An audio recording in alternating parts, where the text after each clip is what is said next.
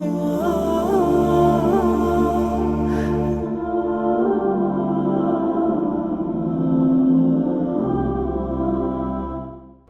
known as Abu Ubaydah, was a Muslim commander and one of the companions of the Prophet.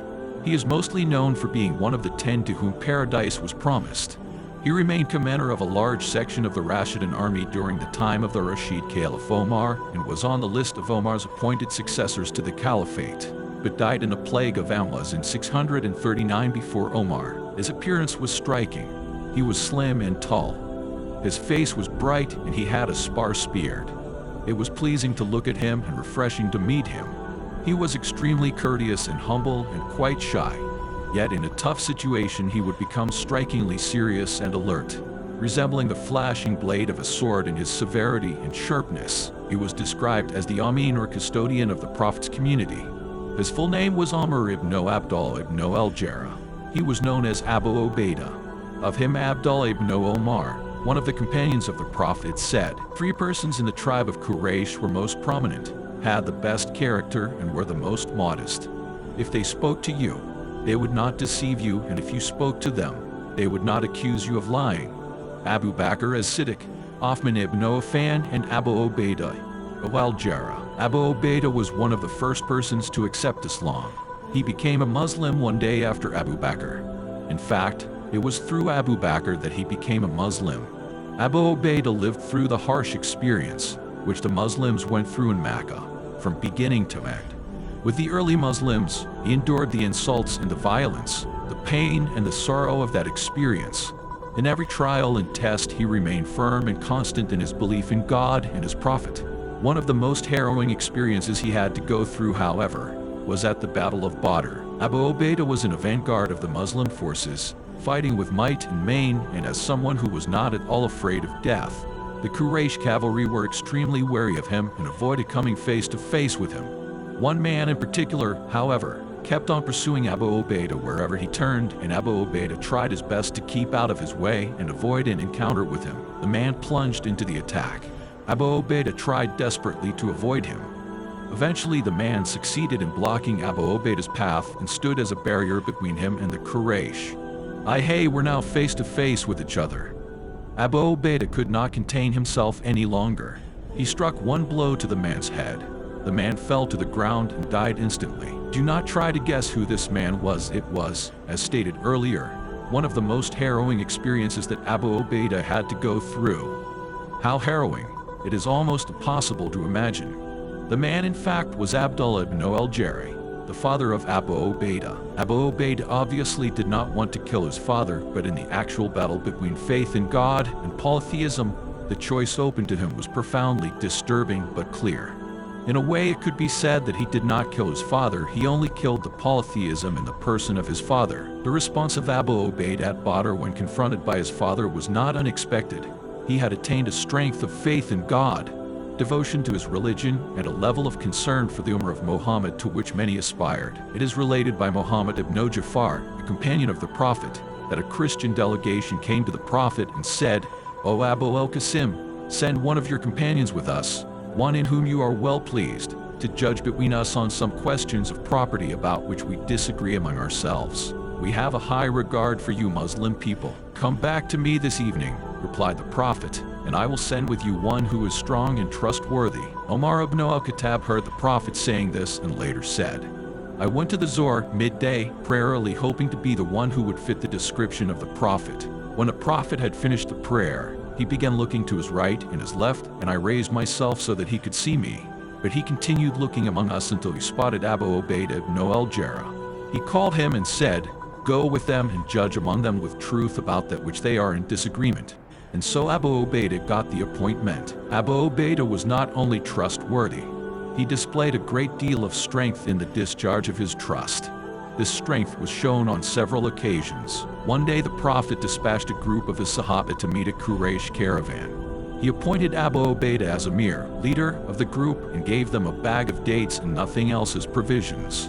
Abu Ubaydah gave to each man under his command only one date every day. He would suck this date just as a child would suck at the breast of its mother. He would then drink some water, and this would suffice him for the whole day. When the Muslims were being routed, one of the mushrikeen started to shout, "Show me Muhammad, show me Muhammad." Abu Ubaydah was one of a group of 10 Muslims who had encircled the Prophet to protect him against the spears of the mushrikeen. When the battle was over, it was found that one of the Prophet's molar teeth was broken. His forehead was bashed in and 2 discs from his shield had penetrated into his cheeks. Abu Bakr went forward with the intention of extracting these discs, but Abu Ubaydah said, "Please leave that to me." Abu Ubaydah was afraid that he would cause the Prophet pain if he took out the discs with his hand.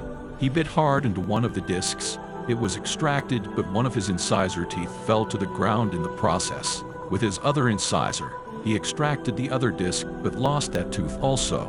Abu Bakr remarked, "Abu Ubaydah is the best of men at breaking incisor teeth." Abu Ubaydah continued to be fully involved in all the momentous events during the Prophet's lifetime.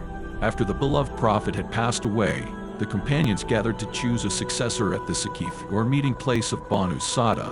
The day is known in history as the Day of Saqifa. On this day, Omar ibn al-Khattab said to Abu Ubaydah, "Stretch forth your hand, and I will swear allegiance to you, for I heard the Prophet, peace be upon him, say, 'Every ummah has an Amin, custodian, and you are the Amin of this ummah.'" "I would not," declared Abu Ubaydah, "put myself forward in the presence of a man whom the Prophet, upon whom be peace, commanded to lead us in prayer and who led us right until the Prophet's death." He then gave bay'ah, the oath of allegiance, to Abu Bakr as-Siddiq.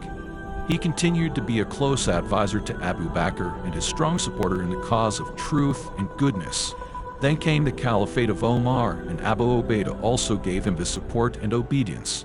He did not disobey him in any matter, except one. The incident happened when Abu Ubaydah was in Syria leading the Muslim forces from one victory to another until the whole of Syria was under Muslim control. The river Euphrates lay to his right and Asia Minor to his left. It was then that a plague hit the land of Syria, the like of which people had never experienced before.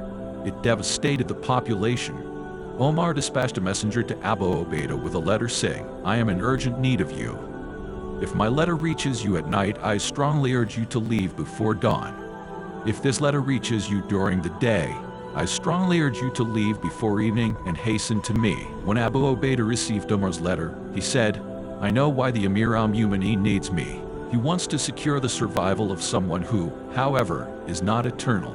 So he wrote to Omar, "I know that you need me, but I am in an army of Muslims and I have no desire to save myself from what is afflicting them.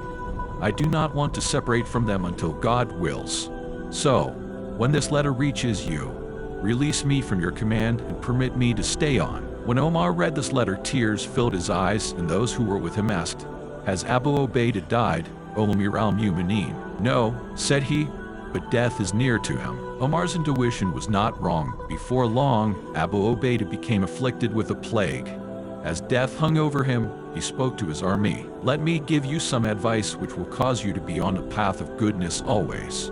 Establish prayer, fast the month of Ramadan, give sadaqah, perform the Hajj and Umrah, remain united and support one another. Be sincere to your commanders and do not conceal anything from them. Don't let the world destroy you, for even if man were to live 1,000 years, he would still end up with the state that you see me in." Abu Ubaydah then turned to Mu'adh ibn Jabal and said, "O Mu'adh, perform the prayer with the people, be their leader." At this, his pure soul departed. Mu'adh got up and said, "O people, you are stricken by the death of a man. By God, I don't know whether I have seen a man who had a more righteous heart, who was further from all evil, and who was more sincere to people than he. Ask God to shower his mercy on him, and God will be merciful to you."